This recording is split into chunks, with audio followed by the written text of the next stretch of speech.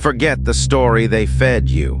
The elite are not jealous of the self-taught. Envy is a peasant emotion. What they feel toward you is colder and far more strategic. They don't hate the person, they hate the proof. You are the proof that terrifies them. Proof the high-value world works without their schools, without their papers, without their authorization. You are the structural glitch. You are the error they cannot debug. You are the power they cannot trace. And today we dissect the system that was engineered to contain you. Once you see it, qualified will sound like a command word. What every institution values above all else is not talent. It is predictability. A certified mind is a calibrated product. Years of training, years of filtering, policies, exams, repetition, until it becomes a stable component the system can plug in anywhere.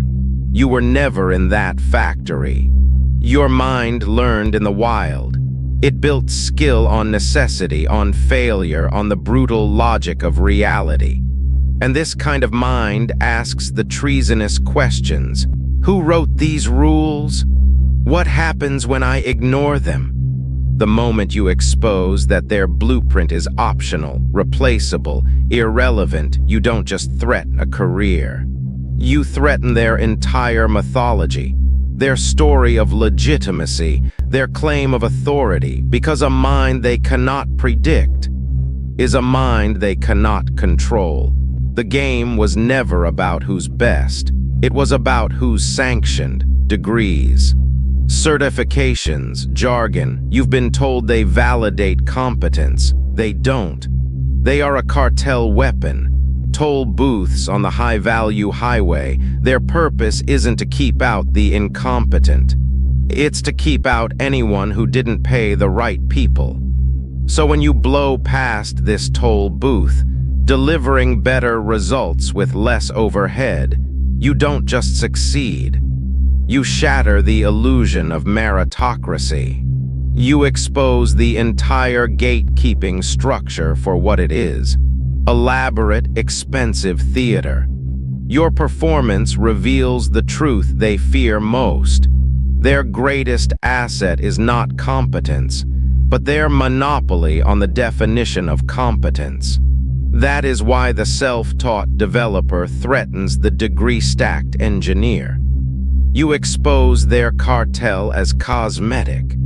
And the rage you feel from them is the defensive reflex of people watching their most valuable currency lose its market value in real time.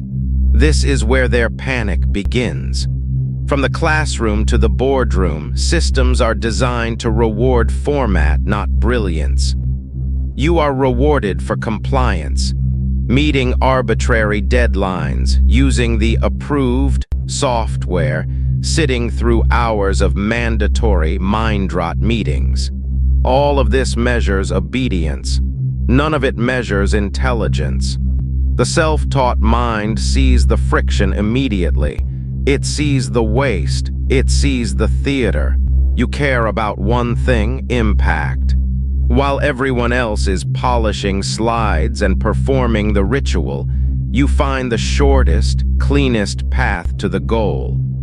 And that quiet, ruthless efficiency terrifies the system, because it exposes the truth they spend billions hiding. Systems don't want smart people. They want predictable people. A predictable population is a controllable population. Independent power is insurrection. The person who can produce without the system is already a rival sovereign. To grasp this fear, you must think like a prince. Machiavelli's first rule was simple: power survives by managing threats. The familiar enemies, the rival, the insider, the political opponent, can be watched, bribed, or erased. But there is one force the prince must fear above all: the man who rises from pure talent and singular will. A man whose power cannot be traced, cannot be bought, cannot be contained. He owes no favors. He answers to no patron. He is not controlled through guilt, debt, social pressure, or the illusion of status.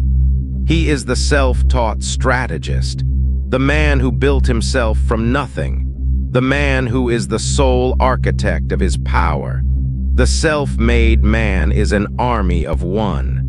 This kind of independent power is the first stage of insurrection. As Machiavelli warned, fear the fortune you did not create, and that is why the system moves against you, not to challenge your skill, but to erase your legitimacy. Because they know one truth they will never say aloud. They cannot erase your ability. The system can only attack your origin, never your outcome.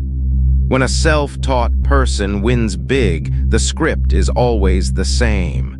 You solve the problem their experts failed to solve. You build the product no degree holder could execute.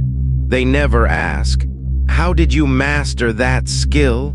They attack the source. "Where is your degree? Who gave you permission to know this?"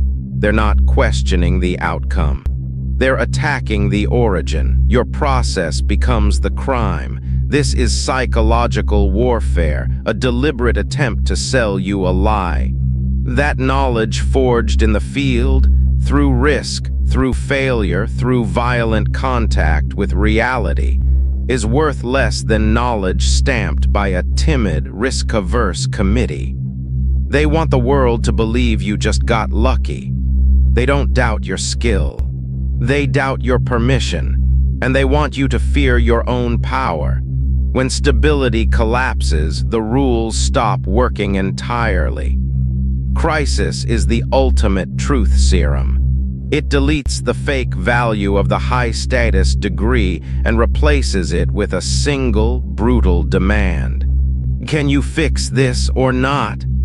And that is where hypocrisy is exposed. Publicly, they preach credentials, protocol, and proper channels. Privately, when their official process fails, they do something entirely different. When the servers crash, they don't call the man with the MBA. They bypass their own HR and call the unlicensed fixer, the self-taught rebel who actually knows the solution. They pay this person quietly, quickly, without debate, without paperwork.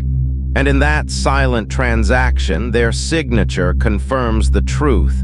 They do not worship titles. They worship results.